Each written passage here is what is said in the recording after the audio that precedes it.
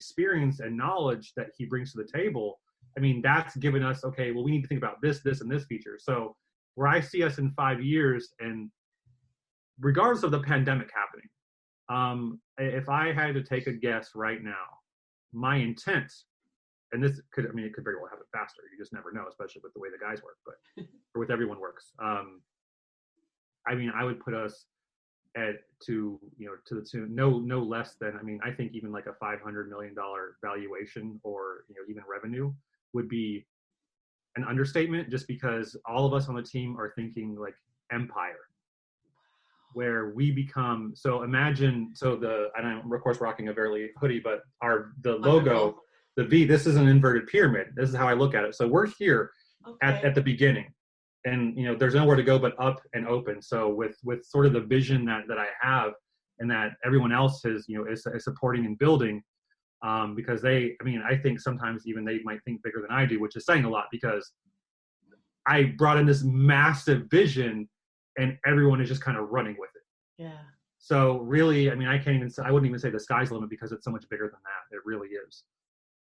With technology evolving, certain devices taking more prominence in the, for consumers, you name it, there's just so many avenues that we can approach. And there's, I won't really go into a whole lot of detail about it, but just our strategy on two fronts is just going to be unlike what the other job platforms are out there are doing. So we just, from a fundamental level, with what we've experienced personally and what was the driving force for creating this platform in the beginning, I mean, even the original design that I had, and I'm not a designer by trade, a UI UX designer or anything like that, but I actually do some of that in my government job, but I also am kind of a little bit of a creative too. I mean, I am a writer by trade, but with all those things being said, the initial, because I brought to the engineers when I first met them a mobile prototype and some screens for the employer side, and they kind of took that and blew it out. And it's evolved to, with all the feedback input that the team has given, I mean, it really is a thing of beauty. So that's why I think, even half a billion is a gross underestimation of what the potential is, because even when you look at some sort of corresponding markets, even like staffing, for instance, that's a $145 billion market. Even if you garner 1% of that, that's almost $1.5 billion right there. So, but for us, it's not even so much about the money. Yes, we are a business first and foremost, right? Unequivocally. But because we are our story, we are, the money will come. Mm-hmm. The success as a byproduct of our success. But really, we want to offer value. We're not just a job. We're not a jobs board. None of that nonsense that people typically think of. And we're not. That's why the hashtag not your average jobs app. That's to a core. That's what describes us. So it isn't so much about the money. Yes, that will be, like I said, a byproduct of our success. But fundamentally, it's providing value to the job seekers. It's providing value to the employers, because I get how business works. I understand all of that. But we're here again to really continue that legacy of service and offering all these amazing things to our future users. The success and the money will come, but that's not, we're here to take care of our people. But then also by virtue of us doing that, we're able to provide even better, care and service to our users across the job seeker and the employer side. That's just a natural evolution. And I think even when companies get really big, sometimes they lose sight of that. I mean, yes, some people might have issues, for instance, with Apple's customer service, but fundamentally they are, number one when it comes to customer service across the board. And they take a different approach. And I learned, that the Four Seasons hotels were really where they kind of got that from. And so when you have that model, your goal really is to take care of your people. Yes, some people might argue like, oh, it's too expensive or whatever the case may be. But that to me, that's not really not the most important thing, but it's the customer service experience. It's the experience period that they offer.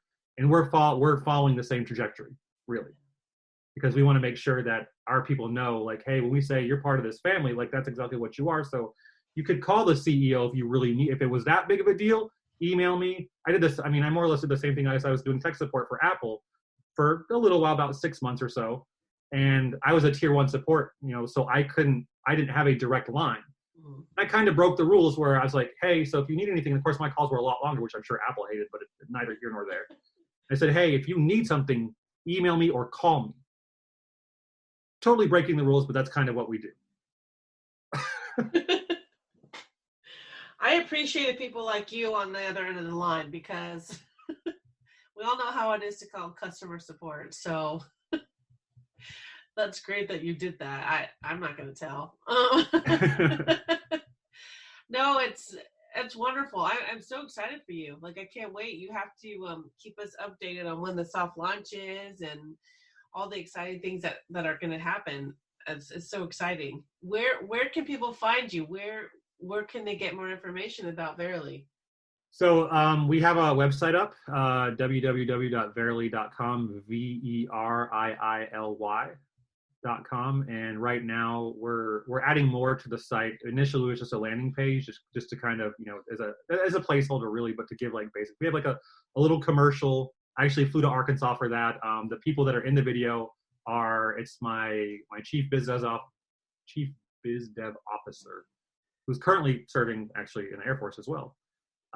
So every moment he's pretty much not dividing time between his wife and son. He's working on Verily stuff, but his wife and their son are in the video.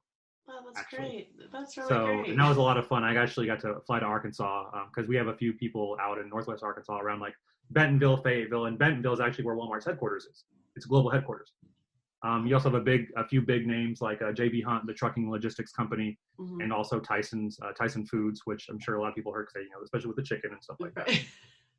So, those guys are out there. We have people, and about half the team almost is in the DC metro area, mostly in Maryland. The engineers right now are in Virginia, except for one who's up in New York. Myself, one of our advisors, and Josh, my CMO, all three of us are in Maryland. We also have some people in Georgia, in Atlanta, and Savannah, and then one in Vermont. I think that's it, because Delaware and South Carolina, because I'm thinking of the new advisors we brought on too. And actually, our micro investor, he's in Texas. He actually works on wind turbines. He's a technician out there, and I don't have the stomach to be able to. Nope, couldn't do it. So respect on so many levels for him doing what he does. But the website it's going to be growing. We're going to be adding some content about features pages, and there's also a big media component that's going to be supporting Verily. So like I said, the dual pronged approach there. But that's really, it really serves as a marketing and content arm of what Verily's providing. So like I said, we're hitting it from a few different angles, but the website's going to grow. There's information about the entire team on there. Like I said, we're at about 20. Oh, and our social media management person is in Maryland as well. It's a lot to keep up with. Like I said, most startup founding teams are 3 people, and we're at almost 20. That's incredible. I love how with 20 people, that just shows how amazing everything is. It just shows that family, that teamwork. So that's incredible to have that many people on the team working so hard for you. So I'm so excited for you. Wow. This is amazing. Thank you for your service. Thank you for what you do. Thank you for doing this, because I have here his why. I'm going to say it again. He says, we are continuing our legacy of service from the military to help our fellow citizens find jobs in and around their local communities. So that's really huge. That's huge. And we need more people like you, because especially during this time. So thank you for doing this. I really appreciate that. That means a lot to hear. And when we especially, I just want to say this too, with talking about our local communities, in times of crisis, it's, the communities look to, everyone within a community they look to each other for support. Mm-hmm. And having been on both active duty and in the National Guard, and even, some of my friends who had been on hurricane duty, you name it. Yes, it's the military who's doing that, but that's why they say citizen soldier. Yes. They have their 9-to-5 jobs, and they do, unless they get called up to full-time orders, they're working in and around their communities. Right. Typically. So now, once they get called to service, they're just doing it in a different capacity. So for us, we have people who we have people both who have been on active duty and have been in the National Guard or Reserve, So we hit every component. We have Air Force, Marine Corps, Navy, and Army. So no Space Force or Coast Guard. That's okay. but we have people from every, from the primary branches, and like I said, I've been in Maryland for 5 years. It's been phenomenal. I mean, I have, my complaints like everyone is really expensive and whatever else, but there are a ton of jobs here, thankfully, because in North Carolina it was just, like I said, really difficult to come by. And my parents still, they still live down there in Jacksonville, and my mom also is a Navy veteran too. Yes. So yeah, she's amazing. I mean, hands down, my parents are my favorite people outside of like my best friend. I love that. So I'm very, very fortunate, but just knowing sort of everything that people close to me go through, all those things have really channeled why we do what we do. And the what is the easy part, or the what and the how, the what and the how are the easy parts, because that's building out the platform. Right. But it's okay, well, when you do that, how do you really align with your why? Yeah. And of course, again, biased for the sake of full disclosure, we're on the precipice of doing something amazing. The platform in and of itself is, and that's, a testament to what the engineers, to what everyone else on the team has brought together, whether it's design, marketing, operations, development and sales, you name it. I mean, everything together, and our world-class, our advisors are phenomenal, hands down. All those together make us what we are, so we can deliver on the why to the communities. So it's, I don't really use the term blessed often, but we really are. And I think if people are in a position to help others, but I'm not in any way, conscripting people or in any way like guilting them or anything like that, but I think if you have the ability to, even if it's something super small, super small, pay it forward. And, yes. And especially if, given what I've been through, and one of the guys on my team, Will, had deployed with me to Iraq. And he technically had a hand in saving my life, because there's a big documentary about our unit it's called, it's on Battlefield Diaries, Kiowa Down. That happened in September of 2004. And it was pretty wild. And myself and Will both were involved in that. And not the documentary itself, but the event that the documentary is based on. And it's pretty powerful. But to my point, though, I'm sure, given the circumstances, maybe a couple of us should have died, and that nearly, I don't recommend anyone having to deal with that. It truly is life-changing. But, and again, a story for another time. But because of those things, we're driven to do what we do, and the why is the core of all of it. Yeah. So, like I said, if if people have the ability to pay it forward, then most definitely. Because what if the roles were reversed? Absolutely. Wouldn't you want someone to? And I'm not saying like here's a handout sort of thing. It's like, no, just right. Give your time. People can give money, great, but you can always make more of that. Time is a very finite resource. Mm-hmm. When you give that really shows that you're involved, or you care, or whatever. I mean, sure, people say, well, people spend time earning the money. That's true. But when you give that time and don't expect anything in return, that's the bigger value. And that, I think, to me, has more meaning, because I've been on the receiving end of that help before.